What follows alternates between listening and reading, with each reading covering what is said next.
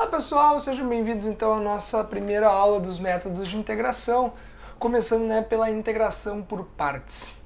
A gente vai dar uma analisada aqui, como é que a gente faz o método, mas eu já antecipo para vocês que de todos os métodos que a gente vai ver, eu acho que a integração por partes é o que vai ser mais usado na frente, nas próximas disciplinas de equações diferenciais, matemática aplicada, enfim, qualquer cadeira que tu tenha um pouquinho de matemática mais avançada, o método UDV, também como é chamado, é muito utilizado. Então vamos prestar bastante atenção e ter uma noção geral aqui do nosso método de integração por partes.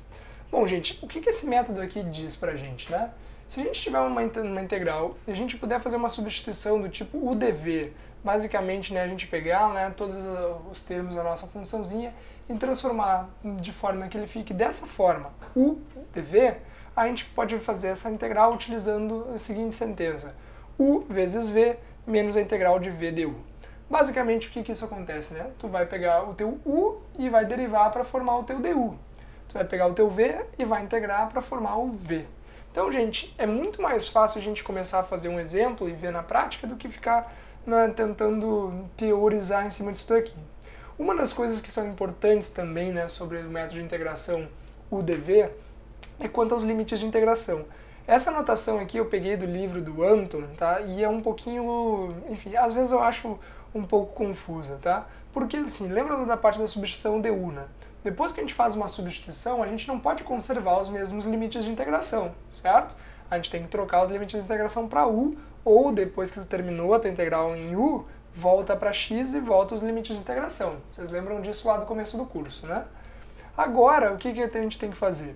X igual a A até B. Então o livro ele coloca essa anotação aqui para te mostrar o seguinte, que os limites de integração tu vai carregar eles para a tua variável original, que nesse caso era uma variável x, certo? Então depois que a gente terminar isso aqui, tu vai ter que lembrar que tu vai ter que voltar o teu u e o teu v para x, assim como a gente fazia lá na integral por UDV, tá? Para poder aplicar os limites de integração. Por isso que ele diz o seguinte, olha, o limite de integração vale para x igual a A, para x igual a A, para x igual a A, de A até B, de A até B, de A até B. Ok? Beleza. Como funciona isso então, gente? Para a gente ter o nosso método para integração por partes, o que a gente vai fazer na prática é escolher o U. Tu vai escolher o U. O DV ele vai vir por consequência, ok? Então olha só, o teu critério de escolha de U vai seguir essa ordem, tá? Alguns livros chamam esse método aqui do método do Liat. Eu gosto de fazer também como Lipt, como eu aprendi lá com o professor Gustavo, porque o A de algébrico fica um pouquinho confuso, então a gente coloca P de potência de x para ficar mais claro. Então olha só, primeira coisa que tu vai escolher como U seria um logaritmo. Lembra, o U tu vai derivar, gente, tu vai derivar o U. É bom que seja uma função que seja, enfim, que mude bastante de cara. Se tu deriva um ln, tu vai chegar em quem? Em 1 sobre x, que é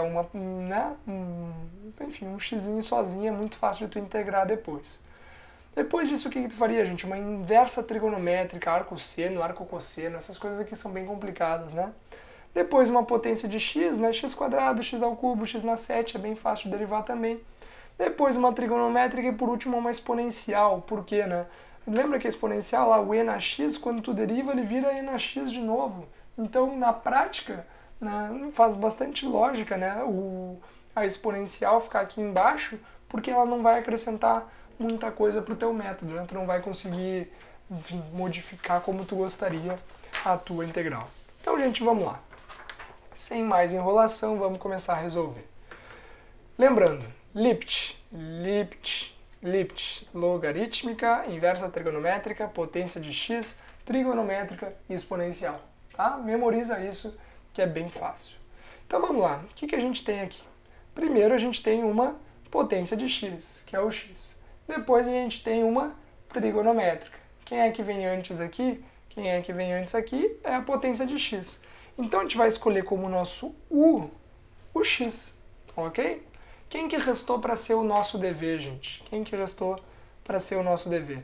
Cosseno de x dx. Então, gente, isso daqui a gente vai dizer que é igual a quanto? Que é igual a quanto?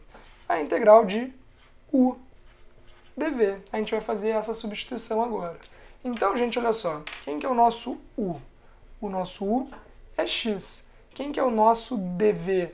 Quem que é o nosso dv? Vou colocar aqui, né? O nosso du, nosso v e o nosso dv. Quem que é o nosso dv, gente? Nosso dv é cosseno de x dx.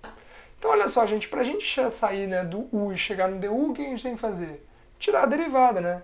Derivada de x vai ser 1. Como a gente faz aqui, né, sempre, né, é o du em relação a x, derivada de u em relação a x, a gente vai passar esse cara lá para o outro lado e a gente vai ficar o quê, né? Vai ficar com 1 vezes o dx, ok? Só para a gente, né, ter a noção de que a gente está fazendo. Agora, olha só, o que é o v, gente? O v é a integral de dv.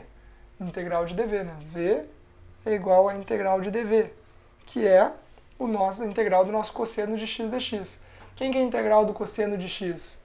Quem que é a integral do cosseno de x é o próprio seno de x, ok? E lembra que aqui a gente não precisa colocar a constante ainda, tá? A constante é lá embaixo no final, sem mistério. Então, beleza, a gente ficou com a nossa integral, né? A nossa integral de u dv, então sempre vale reescrever para a gente relembrar, né? Nossa integral de u dv é igual a quanto? U vezes v menos a integral de v du. Ok? Então vamos lá, como é que vai ficar isso daqui? Quem que é o nosso u? O nosso u vale x. Quem que é o nosso v? É seno de x. Sempre vai buscando aqui, né? Nosso v é seno de x. Menos a integral de v du. Quem que é o v? Quem que é o nosso v? O nosso v é seno de x. Quem que é o nosso du? O nosso du é 1 dx. Por isso, gente, a importância, né, de a gente ter, né, esse dx aqui do lado, passar ele para cá, para a gente ter o diferencial quando a gente faz a integral. Olha como ficou fácil, né? X vezes o seno de x, menos quem?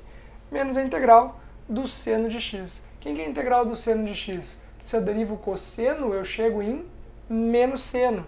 Então, se eu derivar o menos cosseno, eu chego em seno, certo? Então tá. Isso daqui, depois que a gente terminou a integral, como é que a gente vai fazer? X vezes o seno de x, e agora, né, menos com menos, mais o cosseno de x.